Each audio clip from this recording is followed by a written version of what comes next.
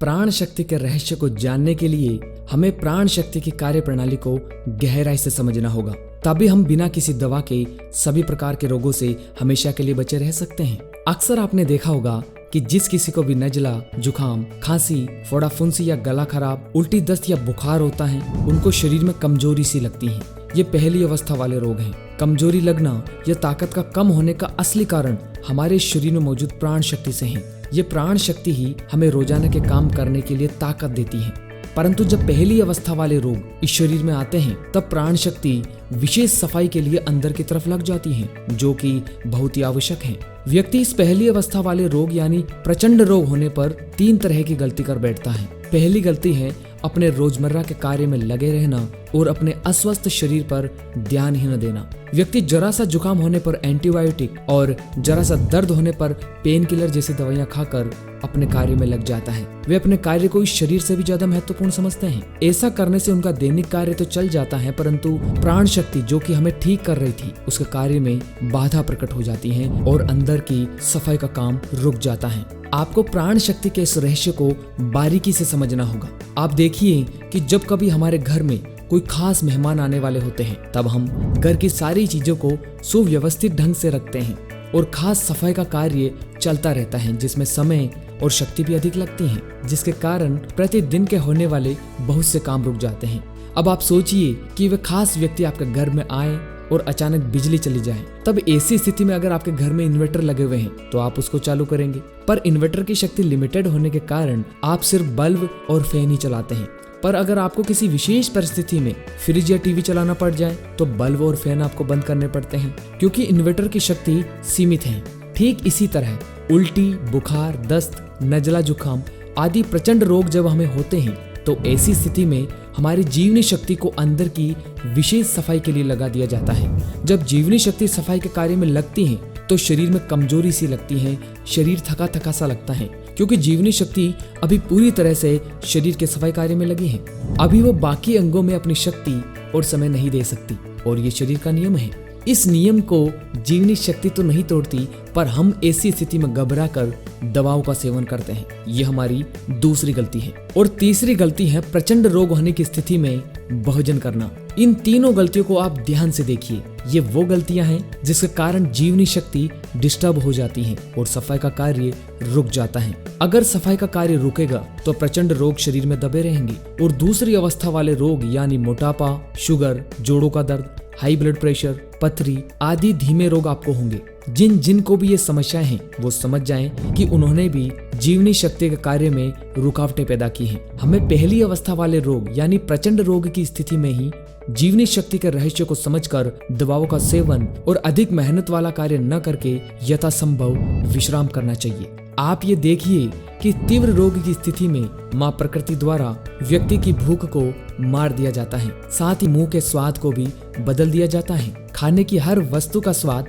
बदला बदला सा लगता है, पानी भी कड़वा लगने लगता है। यानी आप ये देखिए कि जब पानी भी अच्छे से नहीं पच सकता तो भोजन कैसे पचेगा। और हम सोचते हैं कि अगर भोजन नहीं करेंगे तो ताकत कैसे मिलेगी, ये सोचकर हम भोजन कर लेते हैं। पर जैसे ही भोजन अंदर जाता है तो प्राण शक्ति सफाई का कार्य रोककर भोजन को पचाने में लग जाती है। अब ऐसी स्थिति में विशेष सफाई का कार्य रुक जाता है और माँ प्रकृति के दिए गए संदेशों को भूलकर व्यक्ति रोग की स्थिति में भी हमेशा की तरह भोजन करता रहता है।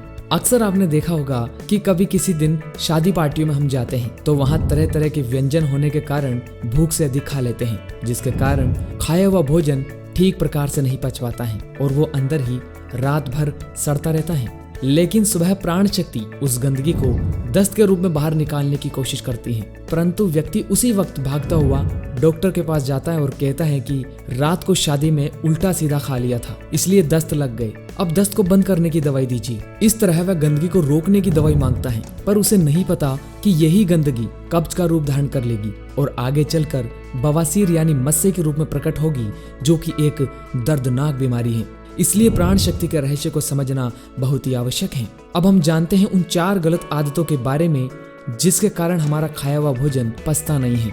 आपने अक्सर अपने शरीर में ये नोटिस किया होगा कि भोजन के बाद पेट में गुड़गुड़ाहट सी हो रही है, खट्टी डकारें, गैस, शरीर में कब्ज या बलगम। इन चारों में से अगर किसी भी एक विकार का आपको भोजन करने के बाद अनुभव होता हो तो समझ जाएं आपका खाना पच नहीं रहा है। और ये स्थिति तब पैदा होती है जब आप बिना भूख के ही खाना खाते हैं। ये पहली गलती है। जब तक आपको कड़क भूख का एहसास न हो तब तक आप कुछ ना खाएं। और ये कड़क भूख का एहसास व्यक्ति को सिर्फ दिन में 2 बार ही होता है। आप ये देखिए कि जब हवन में अग्नि जल रही होती है और उस जलती हुई अग्नि में हम सामग्री डालते हैं तो सामग्री से अच्छी खुशबू भी आती है और हवन का लाभ भी होता है। पर अगर हवन की अग्नि थोड़ी बहुत ही जल रही हो और उसमें हम सामग्री डालेंगे तो जो थोड़ी बहुत अग्नि थी वो भी शांत हो जाएगी। ऐसी स्थिति में सामग्री भी बेकार जाती है और हवन का भी कुछ लाभ नहीं मिल पाता है। इसलिए कड़क भूख का एहसास होने पर ही खाना खाएं। पर हम स्वाद के मारे ऐसी चीजों का सेवन कर जाते हैं जो हमारे शरीर के लिए बिल्कुल भी ठीक नहीं है और बड़े चाव से उन्हें खाते हैं। ये हमारी दूसरी गलती है। शरीर को जो रोग रूपी सजा मिल रही है ये आपके मन की गलती के कारण ही है, क्योंकि स्वाद के चक्कर में हम अप्राकृतिक चीजें अपने शरीर में डाल रहे हैं। इसमें शरीर का कोई कसूर नहीं है। शरीर के बजाय मन को समझाना आवश्यक है। तीसरी गलती व्यक्ति करता है भोजन को ज्यादा मात्रा में खाकर। व्यक्ति ये सोचकर सबसे बड़ी गलती कर देता है कि वो जितना खाएगा उसके स्वास्थ्य के लिए वो उतना ही बढ़िया है। पर उन्हें ये बात अपने दिमाग में सेट कर लेनी चाहिए कि भोजन कितना ही पौष्टिक क्यों ना हो, अगर उसे भूख से अधिक खाया जाएगा तो वो पच नहीं सकता। चौथी और आखिरी सबसे बड़ी गलती व्यक्ति करता है अशांत मन होने पर भी भोजन करना। अगर आप किसी चिंता में हैं, आपको गुस्सा आ रहा है, किसी बात का डर है या आप जल्दी में हैं, ऐसी स्थिति में किया गया भोजन पचता नहीं है, क्योंकि ऐसी स्थिति में हमारी जीवनी शक्ति जो कि भोजन को पचाने वाली थी वो उस समय गुस्सा, चिंता या डर को शांत करने में लग जाती है और लगभग 2 घंटे के लिए पाचन कार्य रुक जाता है। इसलिए ऐसी स्थिति में भोजन न करें। इस बात का विशेष ध्यान रखें।